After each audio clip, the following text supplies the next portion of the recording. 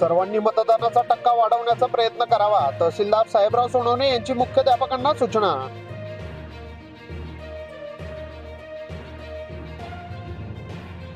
Doctor आशा worker ठरले देवदूत. आईसह बाळाचा जीव वाचवला. गर्भवती महिलेसह नदी ओलांडून नेले रुग्णालयात.